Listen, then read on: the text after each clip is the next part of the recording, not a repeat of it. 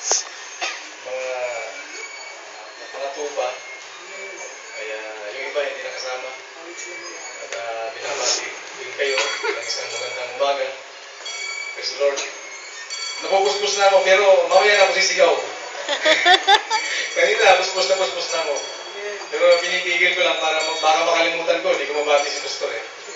Kaya, Pastor, tanggapin mo ang aming ano ba tawag doon, pakikiramay o tapos pag sinabi natin pakikiramay, baka iba ibig sabihin ninyo noon. Amen? So, makigalak na lang tayo sa Kanya. Amen. Praise God. So, muli, happy birthday. So, sabi ko kagabi, biyago kay Mr. Brandy, ilang natumba na ba yung baka? Siguro, di ba?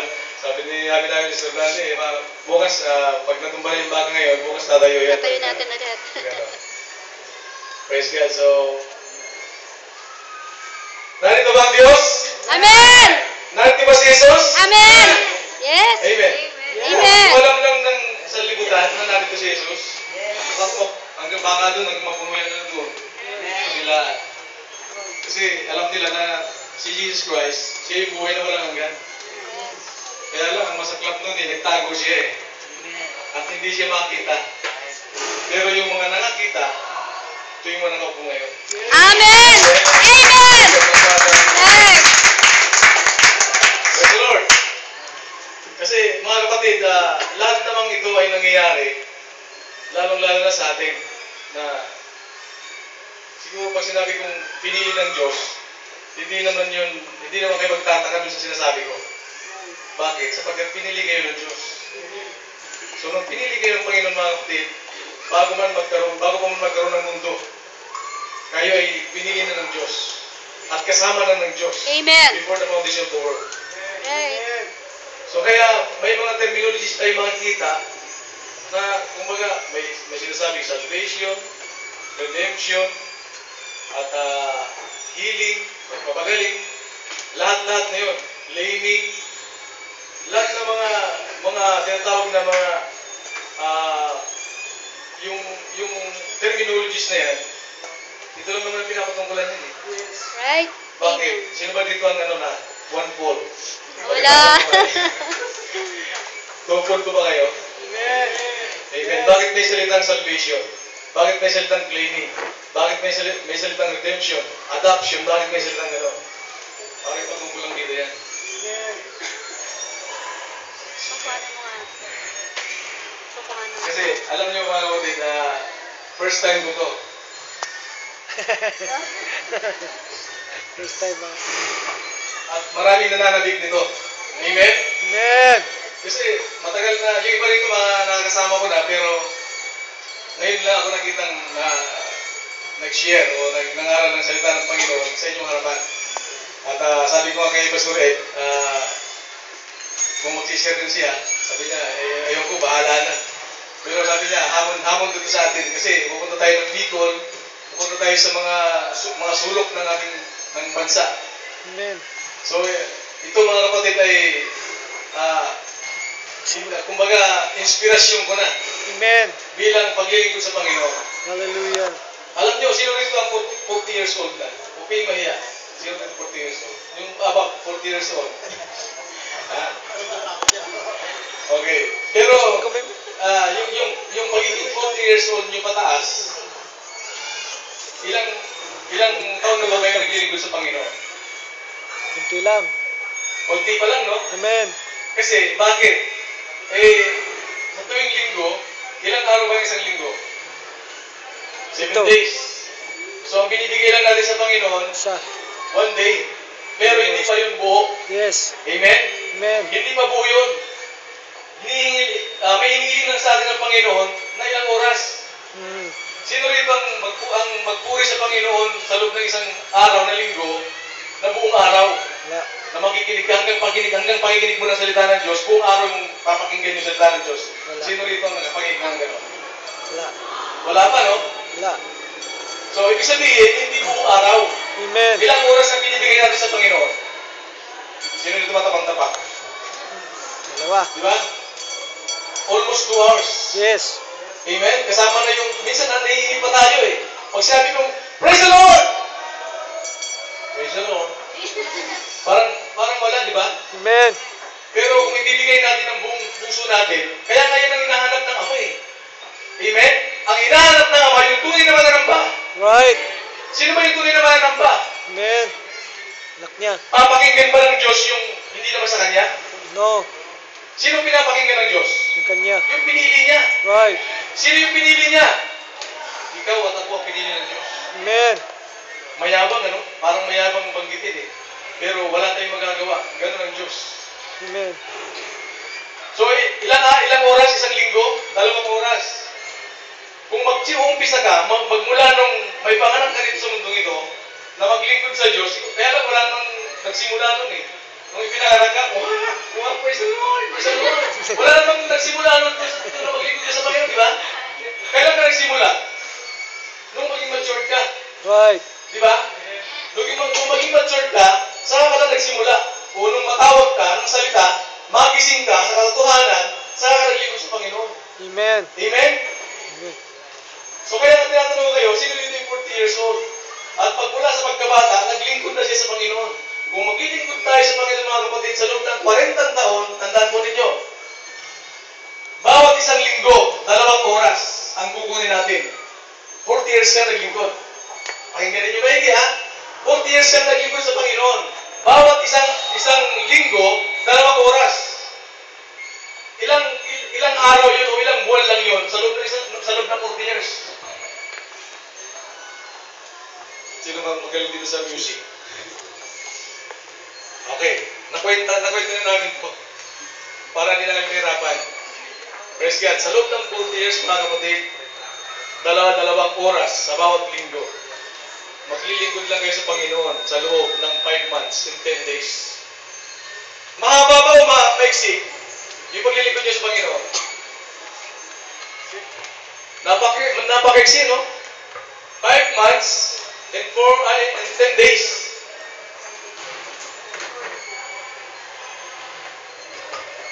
Hindi pa kasama yung late. Nandiyan pa ba kayo? Hindi pa kasama yung late. At minsan, yung wala pa sa loob. Di ba? Sasabihin ng maingsi rito, mag-umpisa na tayo mag-umpisa na tayo magpuri sa Panginoon. Umpisa na natin. Ay, yung iba, nasa kung saan-saan, pastor eh. Diba? Ibig sabihin, wala pa sa loob niya. Bukod sa wala sa loob niya, late pa siya. Kaya ang nangyari, walang 2 oras. Kwentahin natin, di ba? Maaaring 1 oras. So, ilang buwan lang yun sa loob ng 40 years. Ano bang kwenta na natin ganyan? 5 months? In 10 days? O, hatiin mo yun. 2.5 months. Glory. Palakpakan natin ang ating Panginoon. Praise the Lord. So kaya tayo binalo dito ngayon para malaman natin ang ating mga sarili. Nasaan ba tayo ngayon? Kasi kung sabi ko sa inyo kanina, kung tayo po ay 1/4, hindi na tayo magtitipon dito. Hindi na tayo mag-fellowship dito. Bakit may salitang fellowship? Bakit may salitang pagtitipon? Kasi ang pagtitipon, pwede mo siyang dalhin sa dalawa. Diba? Fellowship. Pero pag iisa lang, hindi fellowship yun. Kasi mag-isa lang eh. Pero pag dalawa kayo, kaya nasabi ng Panginoon, nasa ng 2 o 3 na magkakatipon sa aking pangalan, nandun siya sa kalagitnaan. Ibig sabihin may fellowship. So bukod doon mga kapatid, mayroon po tayong fellowship. Kasi naniniwala naman tayo lahat dito, mayroon tayong wordman eh. Diba? Sino rito naniniwala may wordman? Hindi ba naging fellowship ang wordman sa inyo? Di ba pag-gising nyo sa umaga, maganda yung pakiramdam nyo sa inyong mga katawan? Bakit? Anong ginagawa ng wordman sa inyo? Ang ginagawa ng wordman sa inyo, iniingatan niya kayo. Ginigising niya kayo ng umaga. Ano pang ginagawa sa inyo? Pinaglilingkuran kayo. Bakit na kayo pinaglilingkuran? Kasi kayo ang unang pinili ng Diyos. Kayo ang unang pinili ng wordman. Amen? So kaya pinaglilingkuran tayo ng Panginoon. So ngayon, narito tayo ngayon upang isauli natin sa Kanya ang lahat ng mga bagay. Tayo naglilingkod sa Panginoon, tayo nagpupuri sa Panginoon mga kapatid sa oras na ito upang ma-appreciate din ng Panginoon yung ginawa niya sa atin. Kaya sinusukli natin. Kaya nga, huwag niyo pagkakita ng Panginoon pag nagpuri kayo. Yung iba, alive, alive. Yung iba, alive, alive. At malungkot eh. Bakit? Yung bang alive, ganun ang itsura ng mukha. Aray. Di ba? So, kailangan makita sa expression ninyo, makita sa mukha ninyo na ang Diyos ay buhay. Amen. Glory. Sige, hindi pa ako nagbabasa. Sabi ni Pastor Peter, ilang oras na yung ano ko yung 5 minutes in 1 hour.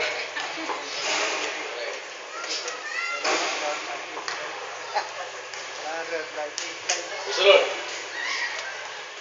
So ito po ay kinuha ko po dun sa kamagat mga kapatid na the Son of David in throne. Naniniwala ba tayo na ang anak ni David ngayon ay nakaupo na sa anak ni David ngayon ng anak hari na wala ibang kundi ang Lord. Amen? So sabi nito, let's look at the blessing that come with this great revelation. Kung mayroon man po mga kapatid tayo mga biyaya na nagmumula sa ating Panginoon na dumarating, ito po mga kapatid ay kinakailangan na ma-appreciate natin at sabi ko rito, let's look at the blessing that come with this great revelation.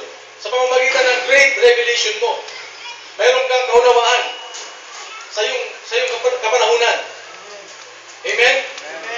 Kung ano mga dumarating na biyaya ng Panginoon, ito po ay may kaakibat na kapahayagan sa bawat isa sa atin. Ano bang unang blessing na natanggap natin? Di ba yung naunawaan natin yung ating panahon? Yung ating kapanahonan at mensahe sa panahon natin? Kinakailangan ma-appreciate natin yung mga kapatid. Bakit? Sapagkat yun yung napapanahong mensahe ngayon. Praise God, praise God. So sabi nga nito, how can you have full word without Son of David manifestation? Hindi mo naman masasabi na nasa iyo yung kapunuan ng salita ng Diyos kapag hindi nag-manifest yung Son of David.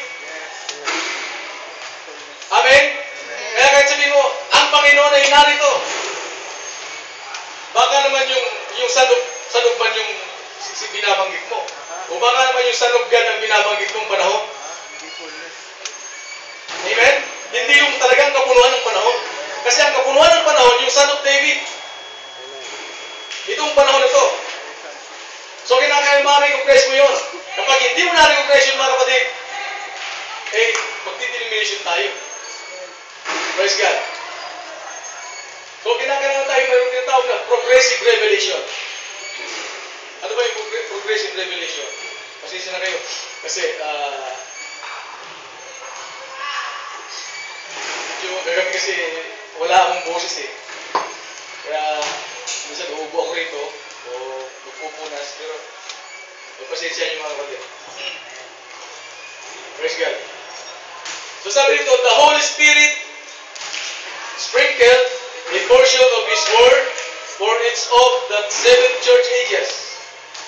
Kasi sabi nga natin kanina, yung kapunuan ng mga panahon, yung kapunuan ay ngayon. Kasi meron tayo tinatawag 7 church ages. Diba? Anong ginawa ng Panginoon? Parang i-visit lang sa kanilang panahon, yung portion. Ano ba yung portion na yun? Portion of revelation. Kaya nga, makikita natin na nung panahon ni Luther, anong nangyari? Justification. Diba? Justification. So, alam ba ni Luther yung sanctification? Hindi niya nalaman yun. Pero nung nag-move ang panahon, dumating yung panahon ni Wesley, ano nangyari? Nagkaroon ngayon ng sanctification. So ngayon, nalaman na nung dumarating na mga sa semi-church ages, na mayroon ng another na message, another na panahon, o panibagong panahon, na ang mensahe ngayon ay sanctification. Di ba? So kaya anong nangyari? Hindi na natili doon sa justification. Bagkus na dumating yung sanctification at nadagdagan na naman yung iwinisip ng Panginoon. Sabi nga, yung allotted word. Yun yung word sa panahon na yun. Pero hindi pa rin yung kapunuan. Kasi mayroon pang darating na baptism of the Holy Spirit. O tinatawag na, ano bang tawag dito? Yung baptism of the Holy Ghost. Hindi lang natili doon sa dalawang stone, di ba? So, justification, sanctification, and baptism of the Holy Spirit, of the Holy Ghost. So, naranasan ba nila yun? Praise God.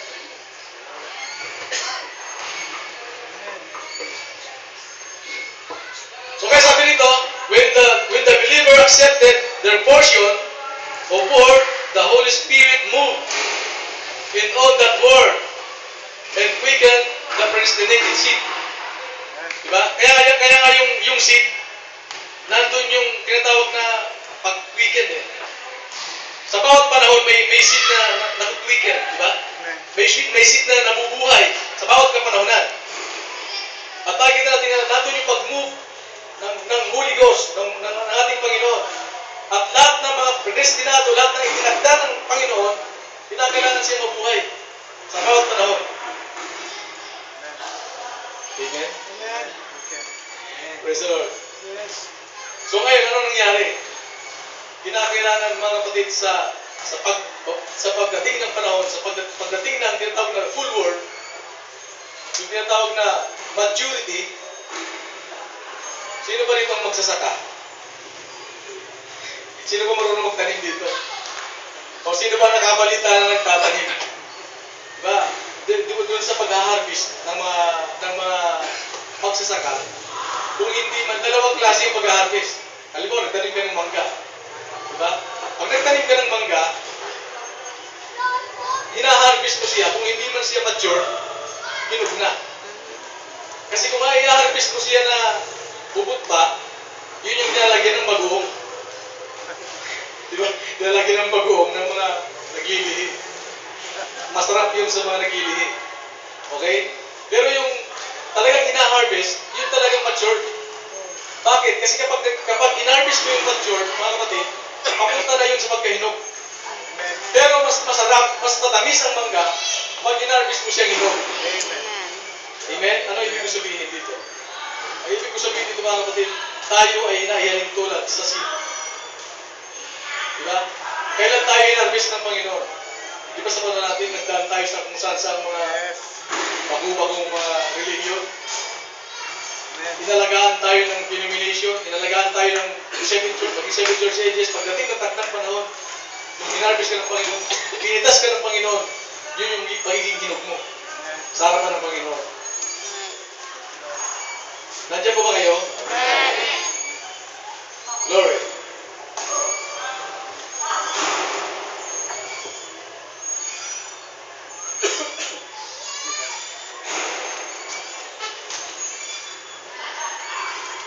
So sabi ko, believers, your mercy seat gave you a way back through the gospel preached to you. Yung tayo ay mga believers. Amen? Tayo ay mga mananampalataya. So, tayo yung sinasabi mga kapatid na yung mercy seat nasa atin. At mayroong nakapaloob doon sa mercy seat. Amen? Ikaw yung pinagtatiwalaan ng Panginoon. Nandiyan sa iyo yung trono ng Panginoon. At siya yung mahahatol. Diba? Pero yung trono nasa iyo. Amen? Kanino mo nalaman nyo? Kanino mo napakinggan? Sa pamamagitan ng gospel na ipinipreach sa iyo. Amen? So ganito. Ang tanong, bakit matigas ang kinakain nyo? Bakit matigas ang kinakain ninyo? Malalim yata, parang malalim pastor ah. Diba? Bakit matigas? Sa isang tinapay, bakit ang tinapay matigas? Wala kasing libadura. Yes. Amen. Ano sabi? There is no living among us now. Kaya pala matigas yung kinakain natin ngayon na hindi maintindihan, maging na denomination. Bakit? Kasi walang halong libadura. Walang halong pambubula. Yes. Glory! Palagpakan natin ng Panginoon. Kaya lang ang sabi ng Panginoon sa kanyang mga alagad. Sa inyo, inihahayag ito na malinaw sa inyo. Pero sa labas, ito ay nananatiling parables. Bakit mga kapatid? Yes. Kasi sila nangangailangan ng malalambot, malalambot na pagkain. Kasi hindi naman talaga lalago yun. Pero yung pinili ng Panginoon na binigyan niya ng matigas na pagkain, yun ang lumalago. Kasi yun yung pagkain matigas. Karne kasi yung kinakain nyo. Yes. Glory! Wala daw libadura. Sabi nito, we are a perfect body and have the perfect interpretation of the full word of God. Ang sabi, nasa atin daw kapepektuhan ng katawan. Perfectong interpretasyon. Ng ano? Interpretasyon ng full word. Kaya ano sabi nung sa gustong makita ang Panginoon doon sa isang eksena sa Bible na sabi niya, Sir, we want to see Jesus. Gusto namin makita si Jesus. Maraming naghahanap dito ngayon, Pastor. Maraming gustong makita si Jesus. At ang gusto ng Jesus na makita, yun ang pako sa krus. 2,000 years ago. Right. At yun ang pinipilit nilang bumalik. Di ba? Yun ang pinipilit nilang bumalik para makita nila si Jesus. Maraming naghintay na hanggang ngayon, patay na. Yung mga naghihintay. Amen? Namatay na sila sa kahihintay. Kaantay. Kaya ano nangyari? Antichrist. Glory! Sa kaantay mo, naging antichrist ka pala. Kasi hindi mo nakita yung panahon mo. At panahon na kinabibilangan mo. Amen. Ang gusto nating makita ngayon, yung Jesus na nakaupo ngayon. Kayo yung Jesus na nakaupo. Amen. Glory! Kasi pag hindi mo nakita si Jesus, yung panahon sa kanyang one body, pag hindi mo siya makilala noon, patay kang bata ka. Kahit anong galing mo, kahit anong religion ka, kahit anong laki ng simbahan mo, pag hindi mo nakilala si Jesus noon, mga kapatid, history repeat itself. Ang panahon ay paulit-ulit lang. Ibig kong sabihin, Pastor, yung panahon ni Jesus Christ noon, walang mga religion, may maraming religion noon. Maging kay Elijah, di ba? Kay Elijah, hundreds prophets. 400 prophets yung kanyang showdown. Pero sino yung pinasihan ng Diyos na propeta? Sino yung may tunay na Panginoon? Di ba si Elias? At sa panahon natin mga kapatid, kung hahanapin mo yung Jesus na yun, kung alam lang nila na yung Jesus ngayon ay narito, sabi ko nga sa inyo, mapupuno ito lahat. Kaya lang, kukunti lang ang pinili. Maraming tinawag. Kaya pasalamat tayo sa Panginoon kasi kayo ang pinili ng Diyos para tahanan niya. Amen. Praise the Lord.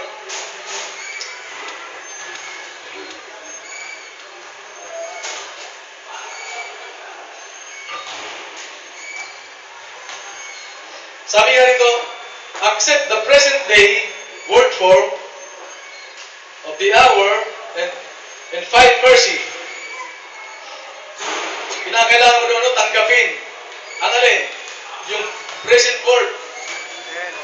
Ano ba yung present word? Yung narinig nyo. Pag hindi mo tinanggap yun, hindi ka magkakaroon ng mercy. Amen? Sabi niya, as a full word unit, we can say, as Jesus. Ito ang mabigat. So, pagka inangkin mo na si Jesus ay nasa iyo, kaya ito lagi ko kung sinasabi sa simba, sa aming church. Yung kiniklaim ng Panginoon na sabi niya, I and my Father are one, napakahirap nito. Amen? Yung sasabihin mo sa harapan ng mga tao na I and my Father are one. Hard saying yan. Walang maniniwala sa'yo. Pero pag ikaw ay may tinatawag na full word, kaya mong sabihin yan. Maiintindihan kita eh. Pag sinabi mo sa akin, I and my Father are one, naiintindihan kita dyan. Ako naiintindihan mo rin ako. Ayun yung nasa labas kaya, maiintindihan kaya nila? Hindi nila maiintindihan yun. Amen. Hindi nila maiintindihan. Bakit? Para sa inyo lang at para sa atin, itinagda ang ganitong mensahe. Amen. Praise God. So kaya, as a full word unit, as a full word unit, we can say as Jesus, all power given unto me in heaven and earth. Kaya nga yung lahat ng mga sinabi ng Panginoon sabi ng una na nagkamali sa Korinto, sabi niya, hindi isang pagnanakaw ang makipagpantay ka sa Diyos. Amen? Naiintindihan kasi natin kung ano yung Diyos. Right? Naiintindihan natin kung ano yung Diyos. Kaya nga kung tatanungin mo, nasaan ba ang Diyos? Tumingin ka muna sa labas, makikita mo yung Diyos. Makikita ka ng puno, ganyan ang Diyos. Amen? Bakit? Kasi tayo ang mga sanga, siya ang puno. Yun ang Diyos, mga kapatid. So ngayon, kung sasabihin nung maliit na sanga dun sa punong mangga, hindi pwedeng sabihin nung maliit na sanga ng mangga na hindi ako mangga. Di ba? Hindi rin pwedeng sabihin nung kabilang sanga na hindi ako mangga. Bakit? Kasi kasama siya dun sa punong mangga. Ganyan din kayo. Kaya na, sabi ng Salmo ba yung gusto na ang Diyos ay nasa kalipunan ng mga Diyos. Yung Diyos daw, nasa kalipunan ng mga Diyos. Ano ibig sabihin nun? Yung word man, andito sa atin. Nagkakaintindihan ba tayo? Amen. Praise God. Kaya kung ano yung ginawa ni Jesus, ano yung ginawa ng ating Panginoon, ganun din ang gagawin nyo. Kasi yun yung ministry ng Panginoon. Ito ay nananatiling ministeryo ng ating Panginoon. Nagagalak ba kayo na yung ministry ng Panginoon ay nasa inyo? Praise the Lord.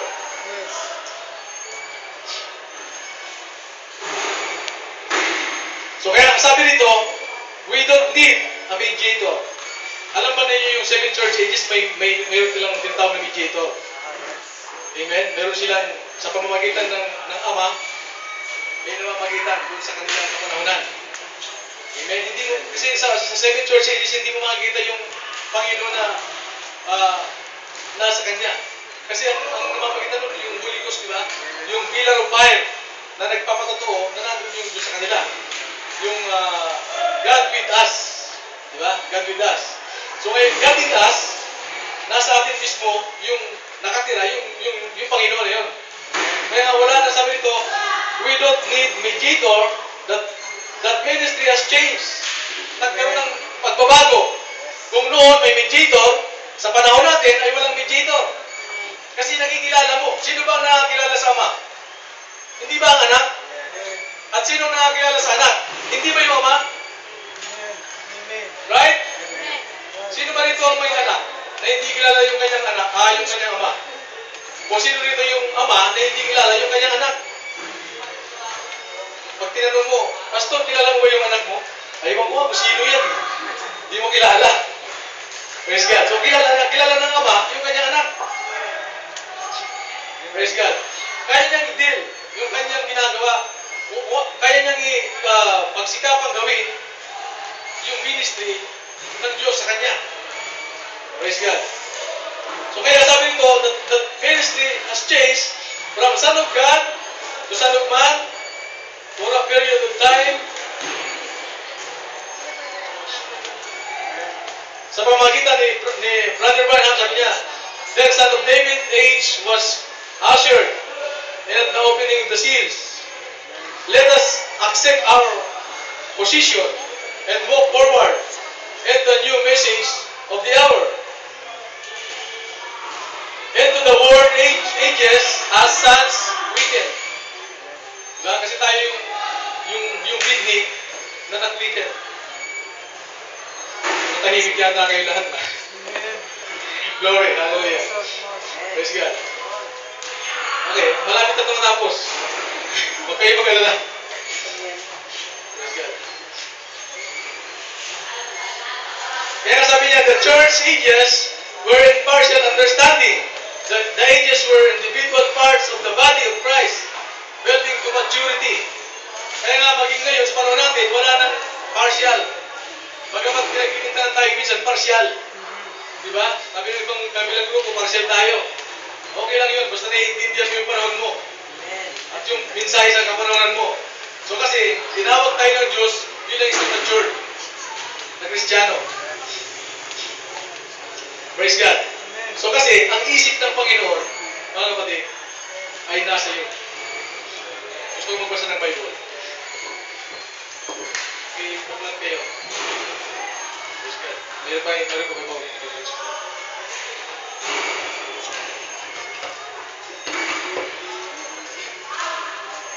1 Corinthians chapter 2. Chapter 2 verse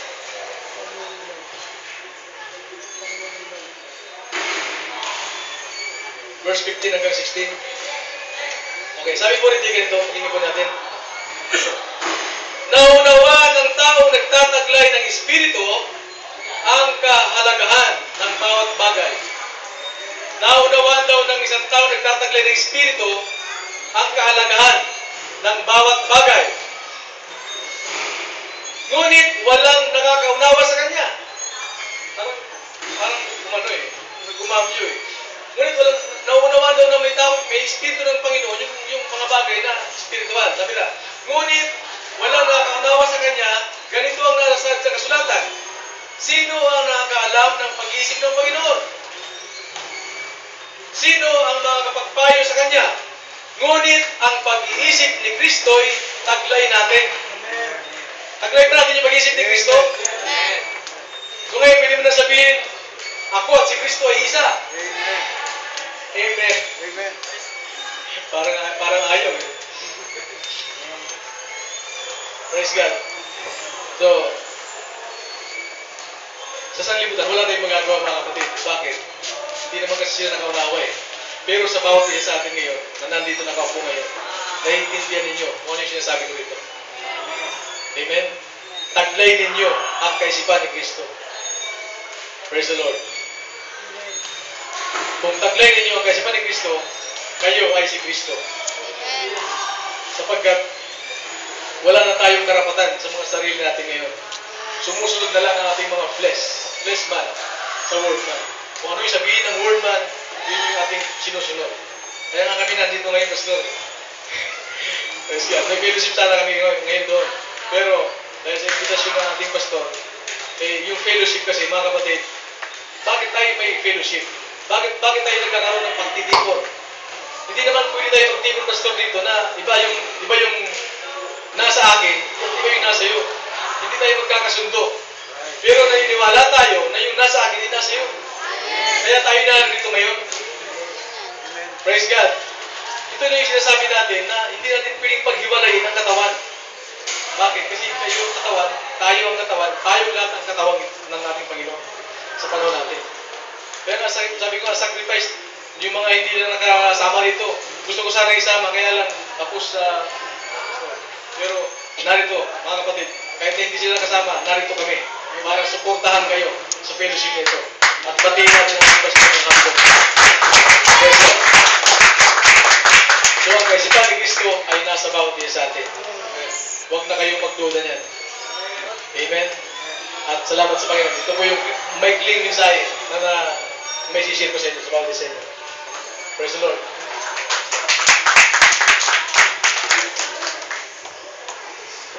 Praise God.